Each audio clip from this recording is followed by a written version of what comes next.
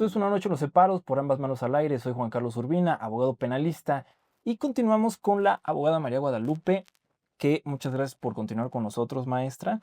Y vamos a tocar un tema que en los últimos días ha causado mucha tristeza a nivel nacional y también internacional, porque es el delito de desaparición forzada de personas. Eh, para empezar en esto, también vamos a tocar el tema de lo que apenas sucedió en Jalisco, pero sin embargo, maestra, vamos a empezar con el tema de los antecedentes. En antecedentes, maestra, ¿qué es lo que tenemos en tema de desaparición forzada de personas en México? Porque la realidad sí es algo nuevo en México, en tema de tipo penal, o sea, lo que marca la ley, pero la realidad es que esto ya ha ocurrido en México desde hace muchos años. Claro. En México se tiene catalogado que desde hace 15 años se han estado realizando desapariciones forzadas de manera masiva, o sea, muy amplia. Pero esto ya ocurrió hace más años, maestra. ¿Qué nos puede decir de eso? Pues mira, antes que nada, muchas gracias nuevamente por este espacio y por permitirme compartir con todo tu auditorio este tipo de asuntos. Efectivamente, una de las conductas que aqueja gravemente a la sociedad es la desaparición forzada de personas y también realizada por particulares. Ya tiene sus antecedentes, por supuesto que sí. Fíjate que hay un caso en concreto donde una persona es desaparecida por los militares, los familiares empezaron diversas investigaciones y pues nunca se dio con el paradero. Pero es una labor incansable. Al no tener una respuesta por parte de las autoridades del Estado mexicano, emprendieron acciones a nivel internacional. Que es el famoso caso de Radillapache. Efectivamente. Entonces, de ahí emiten una recomendación al Estado de México y como una acción positiva, pues tiene que legislar ese tipo de conductas. No se tenía propiamente tipificada la conducta de desaparición, se tenían conductas diversas. Incluso esta ley, como ley especial, se crea en el año 2017. Anteriormente, ni a nivel federal ni a nivel estatal teníamos una conducta, un delito de esta naturaleza o calificado con esa denominación. Teníamos quizás el secuestro, que era muy recurrente, Sí. y se llevaban a la persona, a veces hacían negociación, a veces no, pues ya secuestro, ¿no? Y ahí establecían los supuestos. Luego vino sobre ese tema una ley especial, pero entonces, ¿qué pasa con aquellas conductas que las personas son desaparecidas? Y Que aquí no te obtienen un beneficio. exacto, mira, y aquí viene, se crea esta ley especial de desaparición y tenemos 2 modalidades. Una, donde es ejecutada por servidores públicos o bien que se hacen valer de particulares para desaparecer a las personas. Y la otra modalidad es entre particulares. Esa es la característica, que en el segundo supuesto no interviene un servidor público. Las consecuencias, pues obvio, hay una consecuencia jurídica. La ley te describe en qué consiste la conducta de desaparición, pero las consecuencias van a variar en función de la víctima o bien de la modalidad. Incluso cada hecho en concreto, pues vamos a ver si la persona, si es una mujer, si está embarazada, si entregan o no el producto, o si la persona desaparecida son niñas, niños, adolescentes, personas que pertenecen a grupos vulnerables, adultos mayores, mujeres, indígenas. Entonces, todos estos supuestos, fíjate, estas características son englobados en los 2 supuestos, donde intervienen servidores públicos y donde es cometida por particulares. ¿Cuál va a ser la diferencia? Obvio, la sanción que vas a imponer es mayor a aquella donde intervienen los servidores públicos en comparación con esos. Incluso en el primer supuesto, estaríamos hablando de la imposición de sanciones que da de los rangos de los 40 a 40 a 70, 60 años, ajá, más o el menos. básico. Sí, y el otro, pues, es de los 20 a los 30 años, 25 a 35 años. con autonomía de que también como una sanción, una consecuencia inmediata, es la inhabilitación para ejercer el servicio público. Sí, porque ahora, en el tema de desaparición forzada de personas, maestra, y igual esto lo platicábamos antes de comenzar a grabar, lo que se busca en estas investigaciones y con la idea que se debe de tener los agentes del Ministerio Público y todo, es de que la persona está viva. De hecho, la investigación tiene que ser atendiendo ese presupuesto, tienes que hacerla con la perspectiva de que la persona está viva. Por esa circunstancia tienen prohibidísimo la ley, la ley en tema de desaparición dice, no puedes archivar de ninguna manera una investigación en materia de desaparición. Fíjate que es una conducta, un delito que atenta contra una diversidad de bienes jurídicos, pluriofensivo. ¿Y por qué no puedes prescribir la acción penal? No la puedes archivar. Incluso ya que iniciaste una investigación, no puedes solucionar este tipo de conductas a través de los mecanismos alternativos. No te haces acreedor a un beneficio en la fase de ejecución de sanciones. Sí, hay una excepción. Cuando tú voluntariamente accedes a proporcionar información para localizar a la persona. Solo en ese supuesto te haces acreedor a la reducción de la pena en un quinto. Si debemos atender el presupuesto que nos encontramos, en qué modalidad de desaparición nos encontramos, por qué plurisubjetivo y por qué de plano te despojan de cualquier mecanismo de que te puedas beneficiar para concluir de manera anticipada o bien ya en la fase de ejecución de sentencias.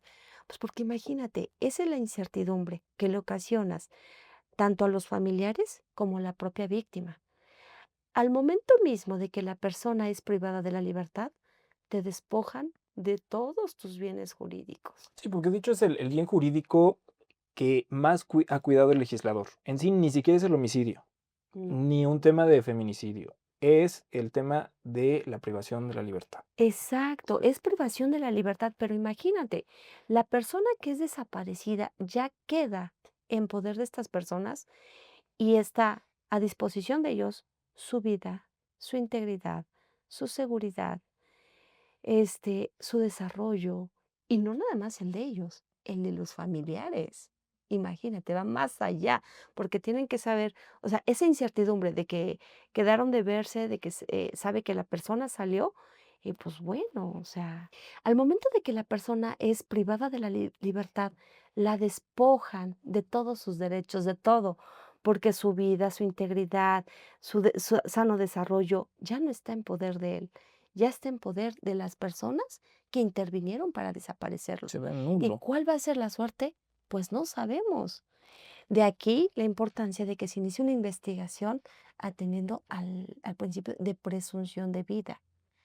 ¿Qué es lo que implica? Que nosotros como autoridades tenemos que actuar de manera inmediata para emprender acciones y localizarla. Lo que nosotros vamos a hacer con la finalidad de encontrarla viva. Aunque, digo, la verdad en la práctica es una conducta que aqueja gravemente porque es muy difícil que encuentren a las personas con vida. Porque de hecho también la ley hace hasta una diferencia, ¿no? En personas desaparecidas y no localizadas. Entonces, Efectivamente. el tema de no localizado se le da ese carácter o ese título cuando se presume que no es tema de un delito. Cuando sí se presume que puede existir un delito, bueno, sí es una persona desaparecida, ¿no? Entonces, y es algo importante porque de lo que acaba de decir, en este tipo penal no se le dan beneficios a las personas que lo cometieron. Y ahí existe también como que un choque porque dice, ¿sabes qué? No te puedo dar un criterio de oportunidad, no puedo hacer un tipo de negociación, pero habla sobre el tema de los delitos vinculados, ¿no? Que muchas veces algunos agentes del Ministerio Público han optado como por hacer esa moneda de cambio, en decir, ¿sabes qué? Pues si tú me apoyas a la investigación, porque son delitos de realización oculta, de cierta manera. Son difíciles porque en sí ocurre la privación de la libertad, ¿no? Porque Ujú. son dos momentos en específico para poder determinar una desaparición. Primero, que se dé la privación de la libertad. Sí, Y segundo, bueno, que no se tenga información de su paradero, localización. claro. Aquí dependerá si es servidor público o si es O es particular, particular. ¿no? Que cambia cierto tipo de cosas, porque en el tema de las autoridades se puede dar más eso, ¿no? Porque la ley dice casi casi cuando digas que no lo tienes detenido, que no lo tienes a tu disposición y muchas veces vas, oye, estoy buscando a tal persona, no, no lo tenemos, no es. Sí, que yo creo que el antecedente que hablamos previamente es lo que evitó. Yo he tenido contacto más con este tipo de conductas, pero que son cometidas por particulares, ya no tanto por autoridades. Digo, yo te hablo de los asuntos que he conocido. No sé tú en la práctica si también has tenido contacto de este tipo de conductas cometido por servidores públicos. Para mí es el menor índice. Pues digo, va a dar hasta un poco de risa, pero nos ha pasado no tanto como tipo penal, o sea, o no tanto como el delito de desaparición, pero hemos llegado a audiencias de control judicial y que es que, juez, Pues en pocas palabras, el MP sí lo tiene y nos está diciendo que no. ¿MP lo tienes? No. ¿MP lo tienes, sí o no? Es que hay información. No, pues sí, sí lo tengo, ¿no? Pero ahí tienes información del paradero, que al fin y al cabo está ahí, que el Ministerio Público, por ciertas prácticas que no te quiere enterar para que termine de integrar su carpeta y te la puede integrar, pero al fin y al cabo sabes que la persona está ahí. Yo creo que va más encaminado a jugar con el tiempo que pueda ganar cierto operador para poder judicializar No, su ni les dé carpeta tips, maestra, ni les dé tips, por favor, porque si no al rato no, vamos no, a no, no, no, tener. no, pero yo a lo que voy. Conductas de desaparición cometida por servidores públicos, que exprofeso, o sea, llegó quizás en un supuesto de flagrancia delictiva, la persona llega, es puesta a disposición del Ministerio Público y que a partir de ese instante se pierde. Y que el Ministerio Público diga, ¿sabes qué? Yo lo puse en libertad y se fue. Bueno, porque era lo que estaba sucediendo, bueno, Era lo sucede que, en el lo que norte, así, existía. así inició Sí, eso. sí. El hecho de que la autoridad de manera arbitraria se llevaba a las personas para investigar y decían, entró a este sitio y de ella no volvimos a saber nada. Digo, a diferencia de cuando van con el Ministerio Público y que no, no lo tengo, y al final de cuentas, antes de las 48 horas, te dicen, ¿sabes qué? Sí lo tengo. Ya salió y ya está vinculado con No, con defensor público, ¿no? sí, Sí, porque en efecto era una constante de lo que pasaba en el norte del país, que relativamente las policías estaban a disposición de los grupos delictivos. fue como Entonces, un control para la autoridad, ¿no? Para evitar este tipo de conductas ejecutadas por servidores públicos. En su gran mayoría de los asuntos que he tenido conocimiento son cometidos por particulares. sí, ya creció. También fue un esfuerzo, digo, por eso se dijo que esto vino ocurriendo desde hace 15 años, porque pues el grupo delictivo se llevaban a las personas y pues no sabían de su paradero y decían, bueno, ¿cómo los vamos a juzgar? Ujú, Sabemos que se los llevó, sí, sí, pero pues como no pidió un rescate, no obtuvo algún beneficio, pues no lo puedo encuadrar en el tema de secuestro, ¿no? por supuesto. Privación ilegal de la libertad, pues no, porque pues no sabemos dónde está, no tenemos algún paradero. Entonces, aquí fue que dicen, bueno, pues sí, ya tenemos el antecedente de lo de Radilla Pacheco, el Estado mexicano sigue condenado por ese tema, es más, hasta lo siguen buscando y dicen, pues bueno, el Es de esfuerzo, que existe la presunción, ¿no? sí. La presunción hasta que se declare totalmente lo contrario. Entonces, por eso fue en el 2017, de hecho, pero el tema es ese, o sea, que se prive de la libertad. Para entender un tema de privación de la libertad, creo que para este apartado del tipo penal, creo que debemos de acudir a la ley general en tema de... Atendiendo al principio de especialidad de la ley, debemos atender a la ley general Mm, y este es de observancia y como autoridades sin importar el fuero federal o el fuero estatal, pues la tenemos que aplicar, ¿no? Porque es la que mejor garantiza y tutela este tipo de conductas. Pero, pues sí, efectivamente, guarda fin con otras conductas, por ejemplo, delincuencia organizada, que es muy común. Personas que se ven involucradas en este tipo de conductas desaparecen a las personas. Y lo mismo, esa incertidumbre de los familiares de las víctimas indirectas de cuál fue su paradero, dónde quedó. Y esa investigación, sobre todo, si no se judicializa, pues no puede concluir, porque nosotros tenemos pensado de que sigue con vida. Entonces, ustedes tienen que continuar en el ámbito de su competencia, Ministerio Público o bien los operadores jurisdiccionales. porque también es un tema de la psicología, eso, el hecho de que no sepas el paradero de tu familiar. O sea, porque muchas veces dicen, o sea, yo lo único que quiero es información, si está vivo, si está Derecho a conocer muerto. la verdad y su paradero, ¿no? Porque a veces las personas te llegan a decir, si ya está muerto a mí, díganmelo, Sí. para ya descansar de esta búsqueda. Sí, porque psicológicamente no pueden Pueden, descansar. no pueden. ¿Y eso qué nos lleva? A un tema de reparación del daño, ¿no?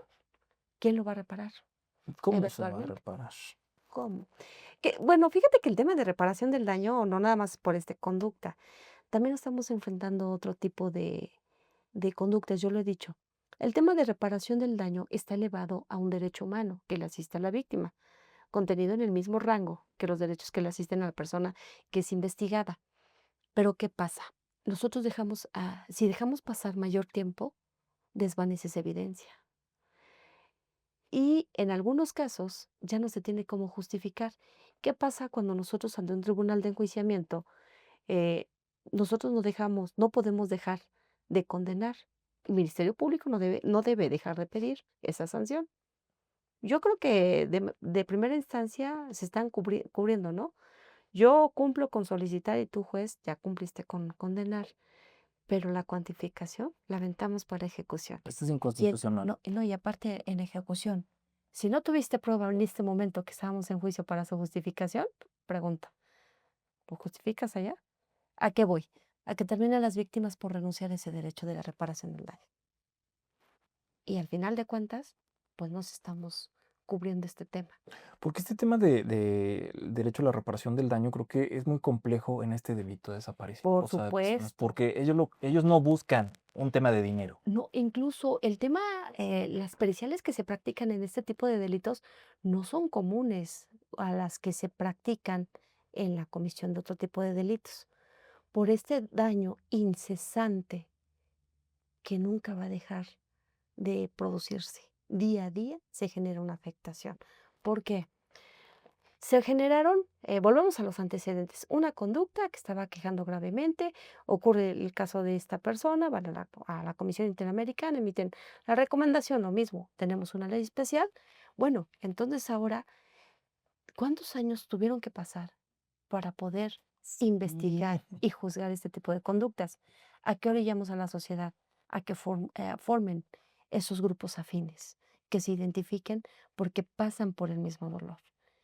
Entonces, escuchan que hay información, que encontraron una persona, todas se hermanan y empiezan a ir. Vamos a ver si la persona localizada corresponde. O sea, date cuenta, las investigaciones, aun cuando la ley nos dice, la vas a partir atendiendo a la presunción de vida, pero en la práctica es a la inversa, porque Raya. tienes información del cuerpo sin vida de una persona, entonces ya te vas por investigar la privación, para ver si ese cuerpo o esos restos corresponden a esta persona desaparecida.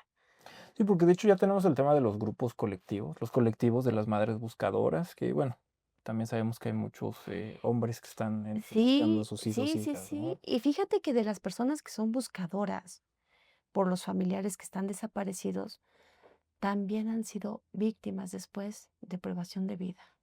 Es una revictimización completa y digo, han sido por Aquí en el parte estado de Puebla, no de sé la si delincuencia. recordarás un asunto de una mamá que estaba buscando a su hija, ya se había iniciado todo un trámite, ya había pasado, ya la investigación ya está judicializada, pero la mataron. Y de hecho, no solamente por el tema del crimen organizado, sino que también existe la revictimización por parte de las autoridades, y no solamente de jueces, sino también de gobernadores y diputados. Y de hecho, un gobernador aquí en Puebla, no es el actual, es lo único que puedo decir, pero no es el actual, le tuvieron que promover un juicio de amparo para que estuviese dejando de decir sandeces en el tema de, ay, es que están chillando, ay, es que aquí, es que allá. Tuvieron que ir madres buscadoras, promover un amparo y pedirle que dejara de estar haciendo estos argumentos revictimizantes. Porque lo que usted estaba diciendo, maestra, existe también este daño colateral, pese a que están haciendo estos esfuerzos por ubicar a sus familiares, se ven acechadas Ujú. por todo tipo de violencia y hasta pueden perder la vida, como lo que ha estado ocurriendo. Que incluso la legislación lo establece, ¿no? ¿En qué momento vas a agravar la sanción? Y son a las personas que defienden ese tipo de derechos. Ya también está incluida en la Sí. misma legislación como una consecuencia que agrava la sanción a imponer en algún momento. Ahora, maestra, yo siempre he tenido este conflicto con el tema de las comisiones estatales de las búsquedas de personas. Lo voy a decir muy personal, para mí sinceramente no funcionan, no sirven, no sé para qué están. Reciben tantos recursos por parte del Estado y creo que no colaboran debidamente con el tema de los colectivos. Muchas veces les dan informaciones, por así decirlo, no falsas, pero sí les dan falsas esperanzas. No sé por qué ellos crean sus propias como que investigaciones, a veces muy ajenas las comisiones a las de la fiscalía, porque de repente les dicen, hoy vamos a buscar en tal parte. Bueno, a ver, espérate, ¿por qué salió esa información? ¿De dónde salió esa información? Sabemos que los colectivos de las mujeres trabajan con información anónima y también hasta grupos delictivos les dan eso, les mandan mensajes, les llaman, oigan, vayan aquí, vayan acá, vayan allá. Pero en el tema de las comisiones, maestra, o estoy en un error, o cómo ha visto usted el tema de las comisiones respecto, ¿ha existido acercamiento con el Poder Judicial, con las fiscalías? O usted, ahora sí que usted tiene otros datos, como dirían, ¿no? No, para empezar, eso de las comisiones nacional y estatal de búsqueda, pues está reglamentada en la misma ley. Y ellos tienen que crear sus propios programas también para realizar las búsquedas. Quizás los tiempos no empatan o no van a poner mayor empeño a diferencia de las familiares que están buscando, porque ellos sin importar horario, términos, días, van y buscan, reciben esa información y van al sitio, no están esperando algo más. Y la autoridad tiene ciertos lineamientos que cumplir. Entonces tal vez no empatan esas actividades. Yo lo veo desde esta postura.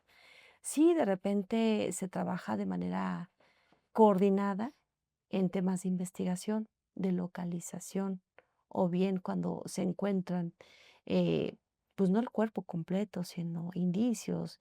Entonces, sí actúan de manera coordinada con quienes llevan la investigación. Los tiempos no son los mismos, no se van a mover igual que los familiares buscadores que quienes están en la comisión.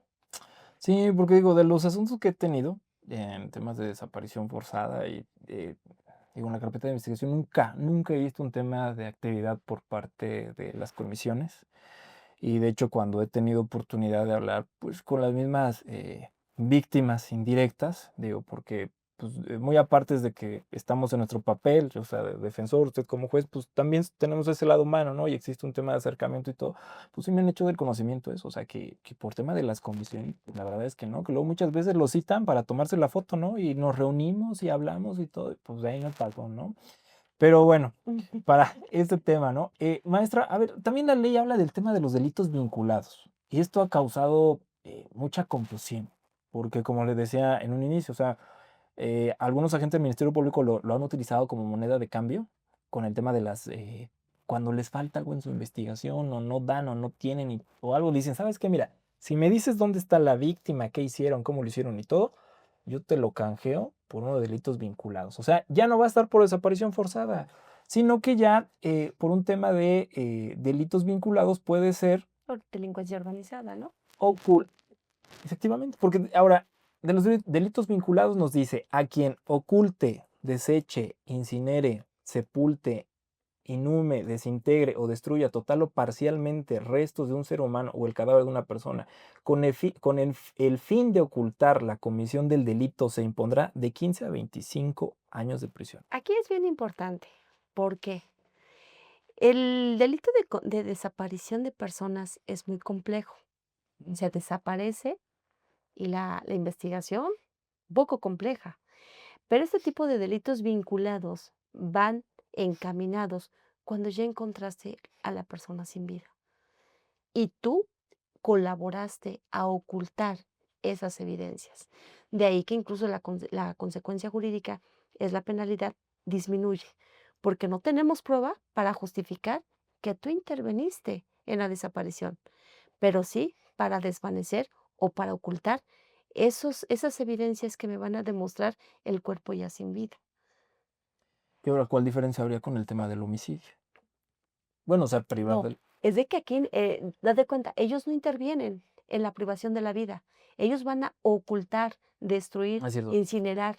Entonces, ellos no realizan la conducta de privación de la vida. aquí es cuando ya está Ya está sin vida. ejecutado y ya encontraron a la persona sin vida. Encontraron ya los restos. Y ya se realizó la información forense correspondiente para saber que estos restos corresponden a la persona que es desaparecida. Ah, bueno, entonces vamos a ver qué pasó, quién intervino ya para después de la privación, ya para ocultar estas evidencias. Entonces, sí es un delito vinculado, pero esto ya viene después de la desaparición.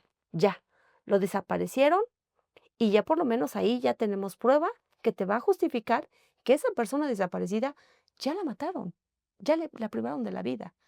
Ah, ya está ahí. Viene otro. ¿Cómo voy a ocultar lo que yo hice?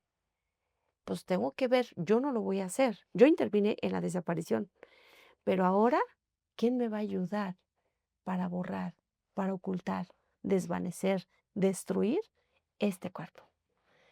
Y ya es cuando vienen terceras personas que no intervinieron en todo este caminito previamente, pero sí para realizar esa conducta que de cierta forma estás contribuyendo con tu acción para generar condiciones y que no sea localizable los restos de la persona desaparecida. Correcto, maestra, porque sí es complejo, como Es se complejo, es como en el secuestro, ¿no? Los que intervienen, el que lo priva, el que llama, el que lo cuida, que de el hecho, que va por el rescate. en audiencia lo hemos visto, ¿no, maestra? Que, coautoría, todos con coautoría, vámonos, ¿no? Digo, Bueno, el tema de coautoría es porque todos tienen el codominio funcional del hecho, tendríamos que ver.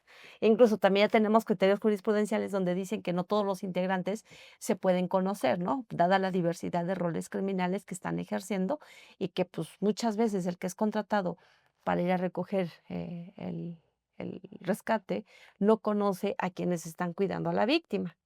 Entonces, bueno, un poquito estructurado. ¿Qué es lo que pasa con la conducta de desaparición? ¿Es un delito continuado? Efectivamente.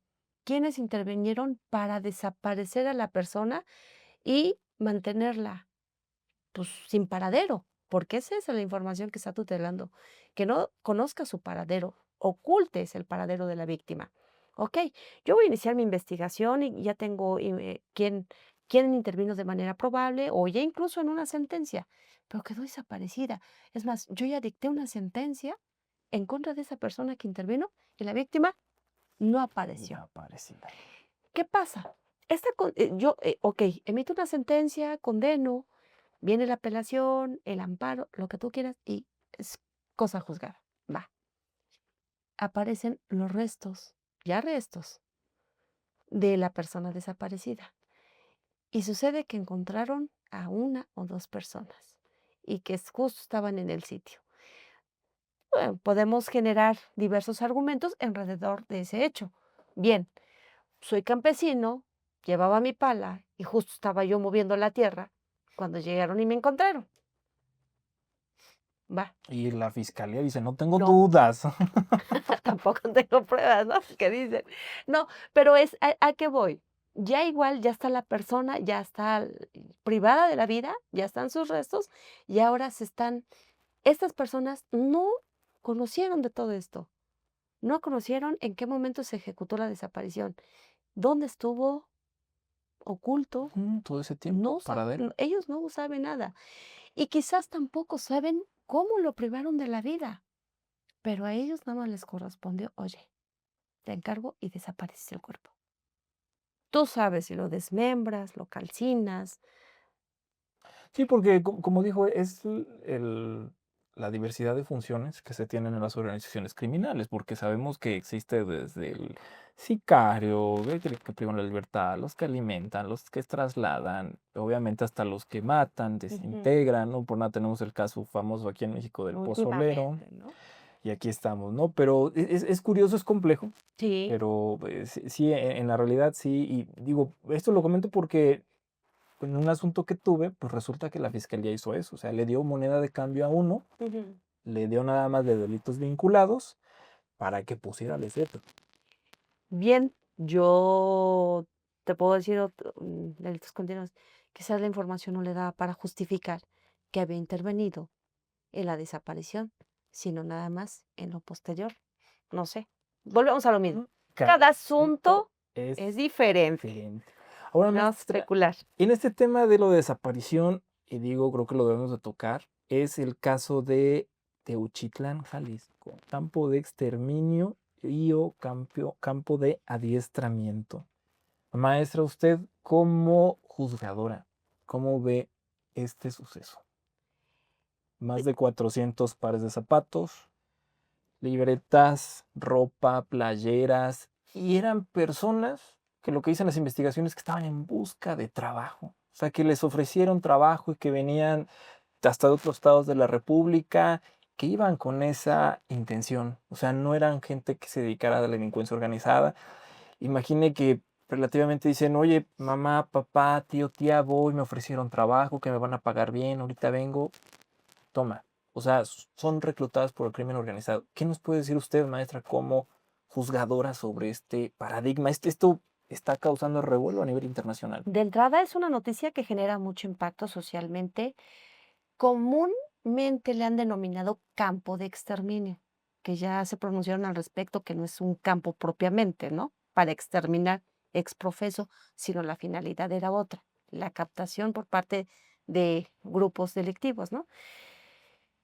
Tenemos, digo, quizás como operador jurídico muchas veces ves notas, escuchas, y nosotros tenemos que ver lo que dicen, lo que se documenta, lo que se realiza a través de una investigación objetiva, seria y sobre todo para la recolección de evidencias y que sean conducidas ante la autoridad.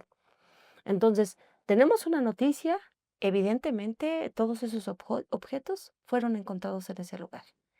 ¿Eso a qué nos lleva? A una investigación para que determinen los restos hallados en el interior, porque fueron, incluso se hablaba de varios crematorios, ¿no? Sí, aquí lo que decían las madres buscadoras era, decía, o sea, no aceptamos lo que está diciendo el gobierno federal, que lo que dijo Claudia Sheinbaum, que, a ver, no, eso nada más era campo de adiestramiento. No, porque relativamente dicen, sí había tipos de hornos, eran hornos que no se habían visto antes, Efectivamente. que eran rascados y que había ladrillos y que les habían hecho capas y que estaban los restos, ¿no? Sí.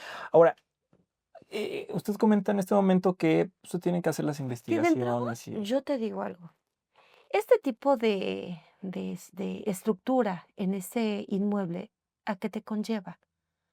Pues, ¿quién en su sano crítico va a estructurar un horno con esas características para cremar a personas? Nadie. Si no es de manera legal, como en una funeraria, ¿como para qué lo vas a hacer? Eso es de entrada, ¿no? Bueno, tú tienes que ver. 2, tienes que analizar, y yo creo que por eso requieren de peritos especializados para juzgar, para investigar este tipo de Pero asuntos. ¿cómo podemos confiar en una verdadera investigación, maestra, cuando este lugar no es algo nuevo? Ese lugar No, había no, sido asegurado, de hecho, sí, tenemos la fecha, había asegurado el 20 de septiembre del 2024 y quedó luego 9 asegurado por la meses. fiscalía. Hubo 10 detenidos, liberaron a 2 secuestrados, Sí, armas, vehículos y todo. Tómala, entraron los buscadores. vienen los Y buscadores. ni siquiera estaban custodiados, ¿no? El inmueble No estaba estaba ni asegurado. custodiado, ni Nada, cadenas, ni candado, nada. nada. ¿Cómo Sí. podemos confiar en una verdadera investigación? Ahora, que vengan y nos digan, oiga, es que pues, no es posible que esto haya estado ocurriendo, ¿no? Porque no tiene las características o esto. A ver, estamos hablando que es la delincuencia organizada, ellos no tienen límites, ¿no? Entonces, a lo que voy, maestro, de este tema, y por eso preguntaba en el tema del órgano jurisdiccional, ¿cómo podemos confiar realmente en el tema de las autoridades? Es una pregunta muy difícil de contestar, debo decirlo. ¿Por qué? Yo siempre he dicho, hechos notorios no los puedes desconocer. Había un cateo, estuvo asegurado el inmueble. Cuando ingresan, por lo menos no se tiene noticia en medios de comunicación si ya habían quitado la seguridad por medios legales. Mm. Si ya estaba ordenado en la carpeta de investigación, que ya se había ordenado ya el levantamiento de la seguridad. No lo sé. Sí, bueno, nunca liberan los inmuebles, Sí, maestra, nunca, nunca. Eso ya también es un tema de corrupción para recuperarlos, ajá. pero bueno. Entonces, ¿qué es lo que me estabas diciendo previamente? Que los buscadores seguían por la información que obtienen de manera anónima. Sí, aquí fue por eso. Evidentemente, por eso Les llegaron decían, al vayan a lugar. ese rancho, vayan a ese Ahí rancho. hay, digo, hemos escuchado testimonios de personas que habían estado ahí, que escaparon, unos que eran obligados a trabajar y otros que pues lograron escapar del sitio. Y es como logran conducir a los buscadores y los encuentran. ¿Cómo generar confianza aún cuando ven esta circunstancia? Pues yo sí les digo, estamos en presencia de un delito altamente que aqueja a la sociedad constantemente. Definitivamente se tiene que realizar una investigación. Sé que es difícil confiar en las autoridades, lo sé por lo que estamos viendo, pero tienen que recolectar esas evidencias, tienen que hacer la investigación. No podemos ahorita de manera anticipada decir qué es lo que pasó. Ahorita tenemos un hecho cierto, el inmueble estaba asegurado, los buscadores llegaron ahí por la información que les fue proporcionada y encontraron ropa, zapatos y restos humanos. es un hecho inevitable. Entonces, yo creo que sí se tiene que hacer la investigación. Desconfiar, yo sé que han ocurrido bastantes circunstancias que impiden la credibilidad en las autoridades y Luego sobre el todo para fiscal realizar general de la una investigación objetiva. Es un poco complicado. Pero, ¿cómo van a saber los buscadores si esos restos humanos corresponden a los familiares que andaban buscando? ¿A qué Digo, familiar aquí corresponde, no? necesitamos saber una investigación para saber los datos Tema forenses. match de ADN y Exacto. todo. Sí, sí, o sea, definitivamente, conductas ilícitas que se realizaban en el interior de ese inmueble, con esas evidencias no podemos negarlo, ¿no? Es una realidad, ¿no? Ahora, ya hubo un detenido. Ya hubo un detenido, sale Harfush diciendo, ya lo agarramos y todo. Dios mío, esto da más vergüenza, ¿no? ¿Tan rápido se hizo la investigación? ¿Apenas supieron de eso? O sea, son temas, por eso digo, ¿no? Y digo, maestra, para cerrar este tema de desaparición forzada, digo, podríamos seguir hablando con el tema de Uchitlán mucho tiempo, pero creo que no nos daría el tiempo para poder hablar de ello, ¿no? Pero le voy a hacer una serie de preguntas, maestra. Va a tener escasos segundos para responderla, ¿no? ¿Preguntas cerradas? Preguntas casi cerradas. En un contra, ok. Maestra, usted, en sus palabras y de manera también un poco sencillas, ¿cómo puede definir usted la justicia? La justicia. La justicia, digo, están las normas, están las leyes. Muchas veces lo que no tenemos son buenos operadores en el sistema. Maestra, ¿cree que exista todavía la justicia? Sí, ¿Por qué? porque, ¿qué es lo que dijimos hace un rato? A veces hay información, cada caso es concreto. Hay información que sale y que realmente no sabemos qué es lo que pasa en el interior, o en una investigación, o en una audiencia. Pueden satanizar el hecho de que yo no haya puesto una prisión preventiva en determinado asunto, pero si no me lo pidieron, ¿cómo la voy a imponer? Cuando jurídicamente sabemos en qué supuestos procede o cuándo tendrán que justificarlo. Y pueden darse los dos supuestos. Uno, que no lo hicieron, no lo solicitaron. Otra, que la información fue insuficiente o no estuvo legal o sustentada jurídicamente. Entonces, yo ahí sí es la opinión que proporciono. Maestra, como última pregunta, ¿considera usted que estamos ante un estado fallido o, o no? Yo creo que estamos actuando atentos a las recomendaciones que emiten en el exterior, entonces estamos fallando como Estado. Maestra, pues agradezco mucho el que haya venido con nosotros. Fue muy placentero para mí tener esta plática con usted. Eh, Hay muchos temas que abordar. Muchas gracias por la invitación, Sí. te agradezco de verdad. Es una forma de cómo podemos interactuar fuera de audiencia. Fuera de audiencia, porque muchas veces es complejo eso, ¿no? Pero, Claro, maestra, esperamos verla aquí de nueva cuenta y la vamos a seguir en sus redes sociales. te agradezco. Esto fue Una Noche en los Separos por Ambos Manos al Aire. Soy Juan Carlos Urbina, abogado penalista. Nos vemos en el próximo episodio.